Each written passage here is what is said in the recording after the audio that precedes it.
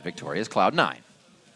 Thank you, Riv. And those two members are Lemon Nation and Hai, fresh off of their win here. Now, Hai, everybody's wondering about your health. How's it going? Are you feeling okay once again? You look to be playing well once again. Right, so I feel much better than I did like 2-3 weeks ago. I still can't run or like lift anything. I tried that last night. It didn't work out. Couldn't do a push-up, so I was like, all right. But as far as talking and stuff goes, I'm basically back to normal for talking, so. As far as your solo play, just by yourself in laning phase, are you feeling more confident as well? Yeah, so I'm not getting dumpstered in lane every time anymore. Like the first week, right before it when we were practicing, I literally lost lane every single game, going like 0-5. Granted, I still feed sometimes, but I'm playing much better, and I'm not being a burden to my team anymore. So. Yeah, it looked like the Kha'Zix picks actually was a boon for you guys. A little bit of mind games there in Champion Select. Lemon, let's get some perspective on how this has affected the rest of the team. What? Hai's illness and his lack of ability to perform right when you guys came back, and now his resurgence. I mean, it's true. He was feeding a lot in this when he first came back, but I mean, we're used to that. So. Has him coming back stronger and you guys actually starting off with a couple losses, has that changed your guys' mentality as a team coming back into the new split here?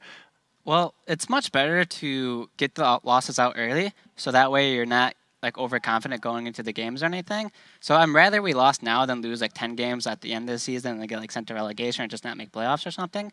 So I'm happy that we lost now, and it made us realize we have a lot to work on. We're still not where we want to be, obviously, but at the very least, we feel that we're getting better and we're playing better. So we're happy with that. Even if we lose tomorrow, we've been happy with our play this week, and there's nowhere to go but up, right? All right, well, let's start with a replay of something that did go well, pretty much what you guys were able to snowball this entire game off of, this dragon fight. Let's get this replay up on your screen. So this is the really, really early dragon that you guys go for. Now, whose call was this? And walk me through sort of the thought process of the entire team as you're going for this dragon.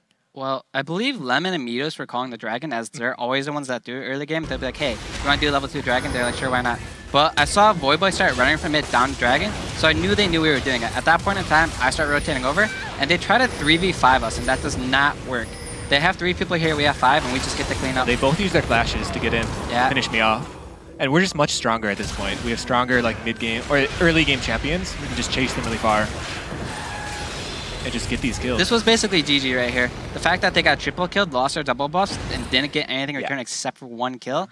At that point in time, they overcommitted to killing Lemon, and they suffered the price for it. Yeah, able to snowball the entire game just off that one play. Now, when you are a team who gets a play like this that early, and it's kind of handed to you, how do you make sure that you're going to finish off the game? Because we see so many LCS teams, everyone complains, oh, they can't finish it off. They can't finish out games. They're having trouble. What makes you guys so sure that after a play like that, you're going to be able to finish the game?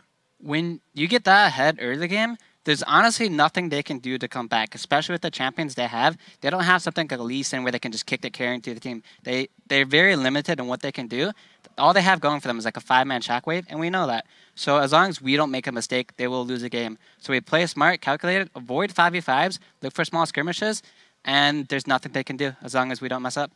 Now, Lemon, I want to ask you something. Since that replay started a little bit late there, how are you guys tanking the early damage of the dragon? Because you're level 2 and level 3. Did you have to micro in and out, or were you actually face taking it? No, I wasn't doing it perfectly, but if you do micro perfectly, you can avoid all damage on dragon early game. Just to get him to change targets before the auto attacks come out. Okay, yeah. Now, another question for you about this Corki pick.